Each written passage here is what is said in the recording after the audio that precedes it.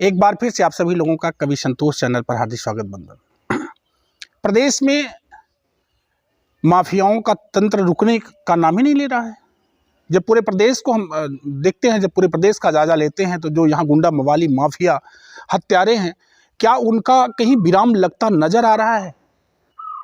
आए दिन एक ना एक बड़ी बड़ी घटना होती है, और इस घटनाओं के परिणाम में होता क्या है कि पुलिस प्रशासन के बड़े अधिकारियों को सस्पेंड, लाइन हाजिर। क्या इतने मात्र से ही प्रदेश में शांति की व्यवस्था चल पाएगी? ये एक सोचने का विषय है। 9 तारीख को जनपद जौनपुर में योगी जी की बड़ी रैली थी। उसके पहले एक घटना जनपद जौनपुर में घटती है, यानी भाजपा के ही नेता प्रमोद यादव की निर्मम हत्या कर दी जाती है हत्यारों के द्वारा। और दिन में 10 बजे उनके गांव के ही बाहर निकलते हुए प्राइमरी पाठशाला पर, जहां ब्रेकर बना हुआ है, ब्रेकर पर ही गाड़ी को रोकते हैं लोग निमंत्रण देने के बहाने और गोली दाग देते हैं। एक बड़ी घटना है। हत्यारे अभी भी पकड़ के बाहर हैं।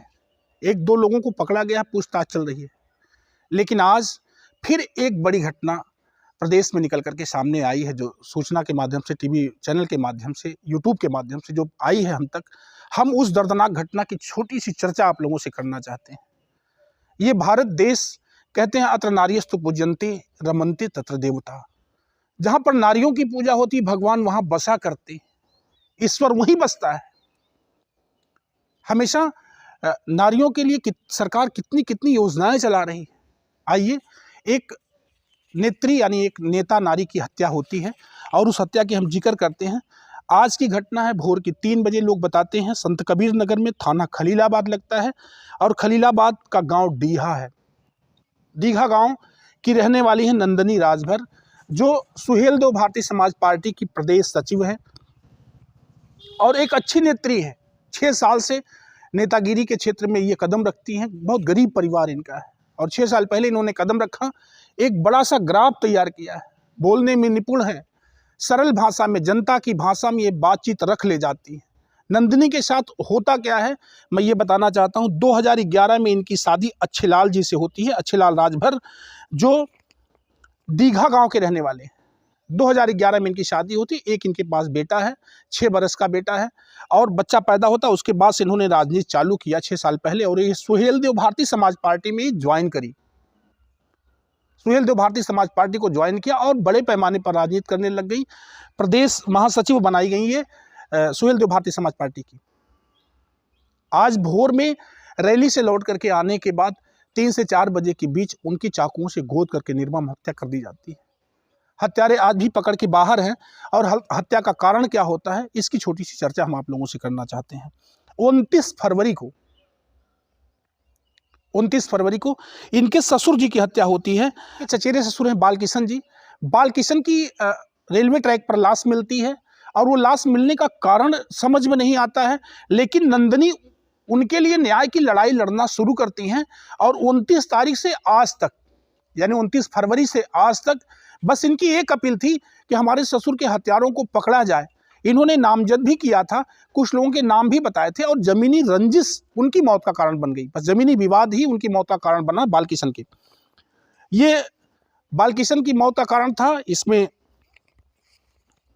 3 लोग जो बगल के ही रहने वाले हैं, उनसे विवाद है। श्रवण यादव का परिवार बताया जाता है, श्रवण यादव का परिवार है जिससे जमीनी विवाद चल रहा है। और श्रवण यादव बालकिशन की हत्या के आरोप में जेल में भी हैं। अभी पूछताछ उनसे कर रही थी पुलिस। तभी थोड़ी सी पुलिस की लापरवाही कि आज भोर में ही नंदिनी राजभर की हत्या हो जाती है।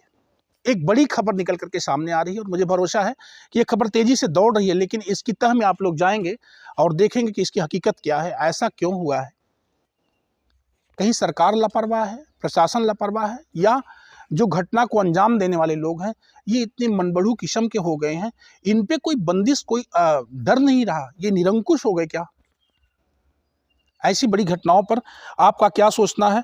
इस मौके पर जो है इनके ये सांसद प्रवीण निषाद जी वहाँ मौजूद हैं। अभी पुलिस, गांव वालों ने लाश को देने से मना कर दिया था, लेकर के लाश को चक्का जाम किया था, काफ़ी विवाद हुआ था। लेकिन प्रशासन के आला अधिकारी वहाँ आए जी, आर.के. भारद्वाज जी, डीएम महेंद्र सिंह तोमर साहब, एसपी सत्यजीत गुप्ता जी, ये लोग वहाँ मौके पर पहुँच करके ग्रामीणों को समझाए हैं, और समझाने के बाद मामला शांत हुआ। लाश को पोस्टमार्टम के लिए भेजा गया है।